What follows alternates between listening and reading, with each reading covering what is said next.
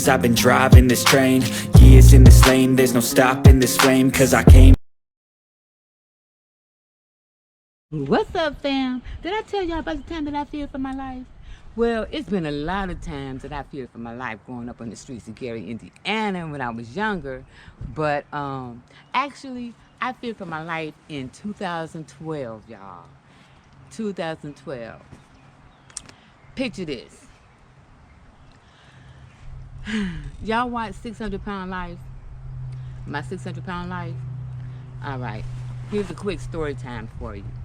Now, I'm going to tell you, I even thought I was being punked. All right? So check this out. In February 2012, is when I was diagnosed with congestive heart failure, right? So, you know, after the diagnosis, I had to do a catheterization, you know, where they shoot the dye through your veins or whatever and stuff, see if there's any clogs and stuff. God be the glory, there was no clots or blockages or anything like that, right? So everything was clear.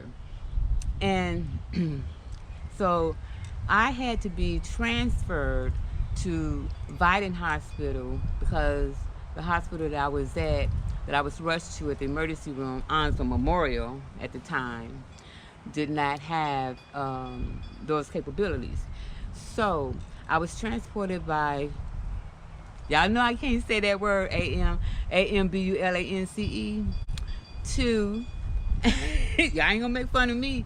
I was transferred by that to Vidant Hospital in Greenville. So that is 2 hours away from Jacksonville. 2 hours away from Jacksonville, okay? Excellent cardiology staff and everything, right? So, you know, when you're in the hospital, for those of you who have been in the hospital, they come and discharge you. There's no time, no etiquette about when they're going to discharge you. They can come in on the day of your discharge and just say, hey, you know you're going to be discharged today. It doesn't matter the time or anything. I've always had that experience. I've never had someone to say the day before or whatever that you will be discharged tomorrow at such and such time. Okay, so I received all this nice care and stuff. Now I am being discharged from the cardiology ward. The cardiology, boom, boom, boom, boom, boom, boom, boom, boom. The cardiology ward. For those of you all who do not know, the heart ward. Okay. So I'm being discharged from there, and what happened during the day, it was after 2 o'clock. The nurse comes in and says, oh, you will be discharged today. In a couple of hours, there will be a taxi to take you back to Jacksonville, to take you home. I was sitting on the bed, y'all. I looked at her, and I thought I was being punked. And if I recall, I believe I asked her if I was being punked, and because she said a taxi driver.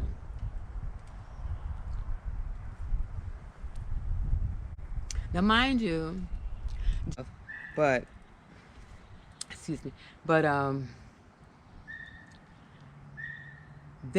she told me that, I really felt like I was being punked. Not only did I feel like I was being punked, y'all, I felt some type of way, right? So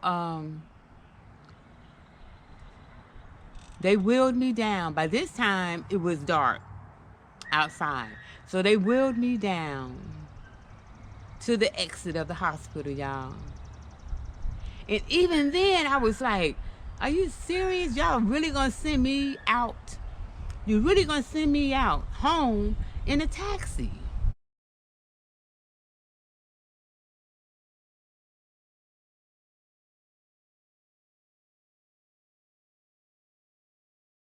So I'm still in shock from this, right? So mind you, it's after 6 o'clock. It's after 6 o'clock when the taxi pulls up. The the taxi driver did not get out the car. So I'm peeping all this. I'm being very observant. I'm sitting in the wheelchair, and I'm like,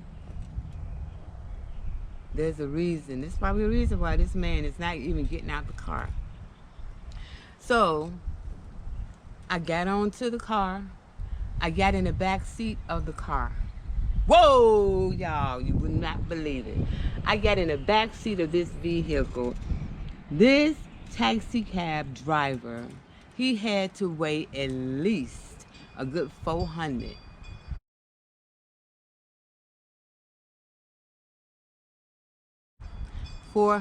pounds. He had to, and let me tell you all, I am not, I'm not making fun of anyone's weight. I don't make fun of anyone's weight, whether they're small, medium, or large. It does not make a difference to me. I do not make fun of people's weight. But this is how I have to tell the story because weight is involved. All right? So, I sat in the back seat, y'all, on the right. His man had his arm stretched out on the passenger seat, right? Front seat. He was as wide as I am tall. I'm 5'5". He was as wide as I am tall.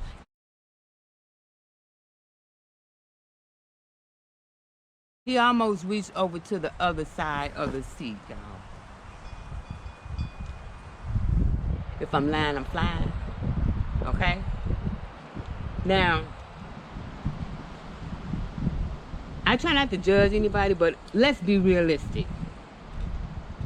I'm thinking to myself, the first thing that comes to mind, Lord Jesus, we have a 2-hour ride. It is dark out here. They didn't put me in a taxi with this man. He is overweight. I am weak from being on a cardiology, from coming from cardiology in the hospital. So I'm weak. So if anything happens, what am I going to do? How am I going to protect myself? I have no weapons. I don't even have mace. I have nothing.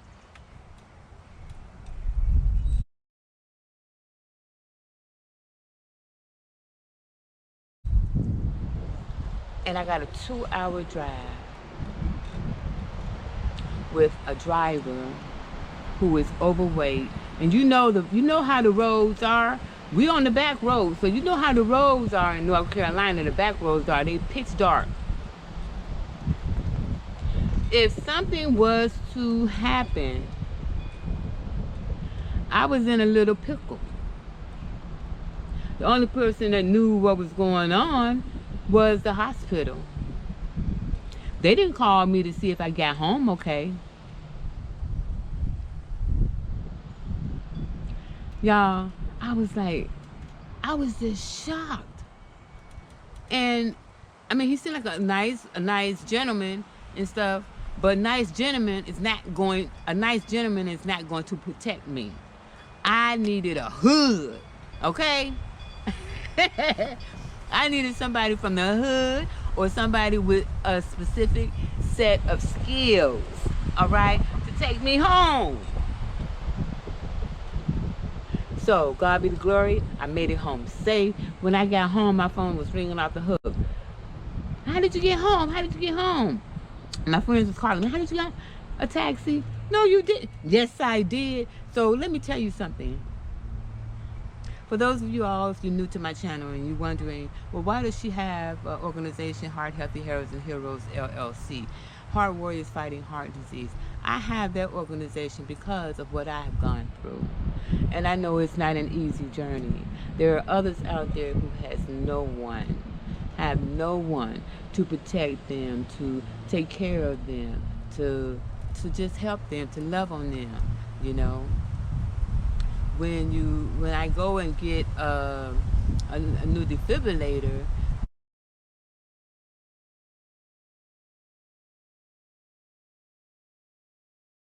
That's 6 weeks of convalescent leave. I cannot do anything. I cannot hold my arm up for 6 weeks because it has to get the defibrillator and stuff. I guess the time to really set in and everything. But I can't drive. I can't do anything that's going to lift my have me lifting my arms up. You know, that's including showering and all of that.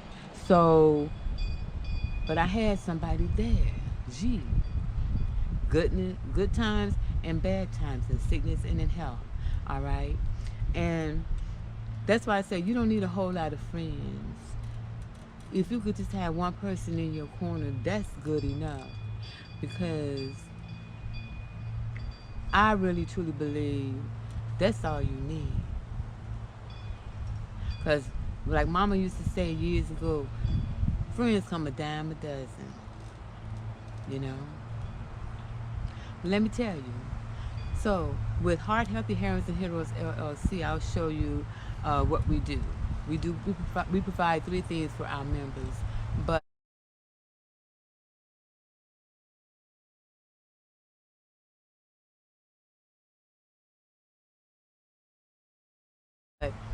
another reason, I want to tell you one of the other reasons why I came up with this business to help others. Ever since I was a child, I've always been a loner, but I've always been very observant and a giver. One that I never like to see anyone down and out. I don't like to see nobody hungry. I don't like to see nobody suffering. I just don't like to see suffering or wrongdoing, you know? So, because I'm not only an empath, I really feel like I am a super empath because I be crying, I be feeling it and crying right along with the person, you know? But what I want to say to you is what I learned on my hospital stays, my various hospital stays, and not on even before I got congestive heart failure. I've seen this, but you know, I was younger and you know, I just wasn't really thinking about, oh, how I can help somebody else, right? But these are the 2 things that I have seen during my various hospital stays. And this is, when I say that this is one of the reasons that I got this organization as well, is to help others. And because we give to other charities and stuff like that. So one of the things I want to be able to do in the very, very, very near future, once I try, you know, I'm trying to grow capital and stuff like that in my business, but I can always go to Goodwill and things like that, and wash up and pack clothes as well. But this is what I'm thinking. This is what I've experienced. And so as recently as 2018, when I was being discharged from the hospital after getting my 2nd defibrillator, there was a patient in the next room, excuse me, a female in the next room, and she was calling. I can hear her conversation and everything, and she was calling people trying to get a ride home. She did not have a ride home. And my previous experiences in the hospital when I was getting ready to get discharged, or while I am laying up in my hospital bed, is people that they may not have a ride to their destination, or they may not even have any place to go.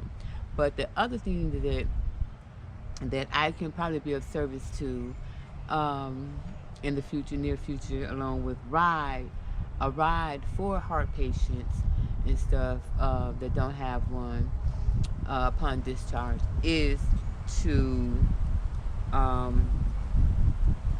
also, what was the other thing? They did not have clothes. You heard me. Could you imagine the many people who are getting discharged from the hospital do not have clothes, proper clothes to wear out the hospital. Did you know that? So, those are the two things that I would like to be able to provide in the near future for heart patients here in Onslow County. But that was my story on I got a ride by a 600-pound taxi driver. Okay? The time I got a ride from a 600-pound taxi driver. But he didn't weigh 600 pounds, y'all, but he was huge. And he was so big to where I had to get in the back seat, which I would have gotten in the back seat anyway. But anyway, you all make sure, try to take care of yourself. Make this the day that you start to take care of yourself more. Take care of yourself. Take better care of yourself. You know, and by that I mean, you know, it's the inside and stuff too that you have to take care of. You know, you have to take care of, you know, meaning eat right,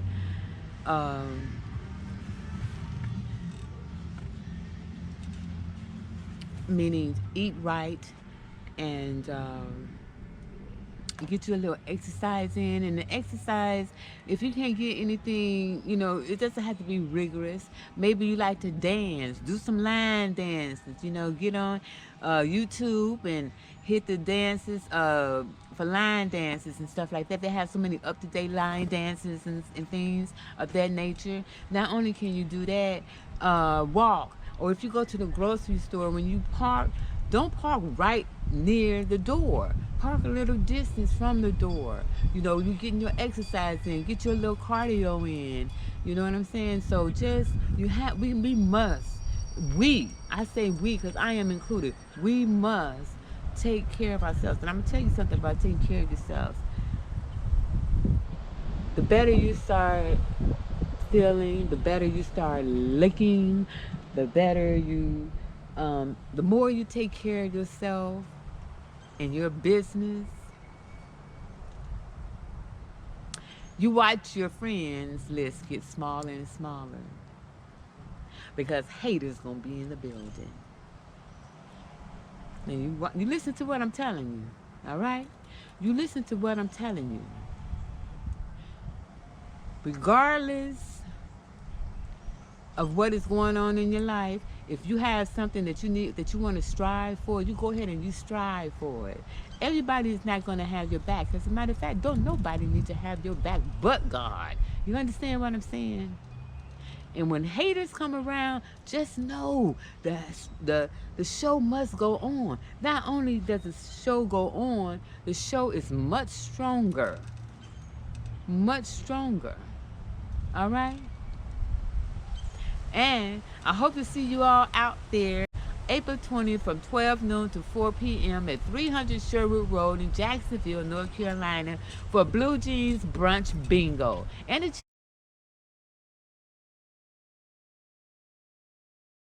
chance to win. We're going to do a raffle for a chance to win a bike. All right? So I want you all to come on out, but it's going to be great. Did I say some great prizes?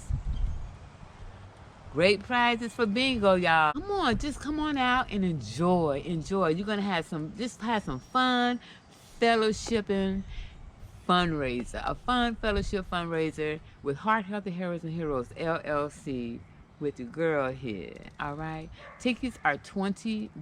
And y'all know y'all can cash at me at y'all can cash at me, okay? At $, bill, y'all. Fly Beautifully 13. For $20, the tickets are $20, and it's only going to be for about at least 50 people. So go ahead and get your tickets now, because April 20th is coming up. 300 Sherwood Road, you know, y'all, the DAV, at the DAV over there, behind on Marine Boulevard, behind by Dunkin' Donuts. Y'all know what I'm talking about. Roosevelt Road, near Roosevelt. If you turn on Roosevelt Road and you go on down the street, and it's going to be on your left. You can't miss it. But anyway, until next time, I want you all to take care of yourselves, be good to each other, but you know you have to be good to yourself before you can do anything for anyone else. And you all stay blessed, and out.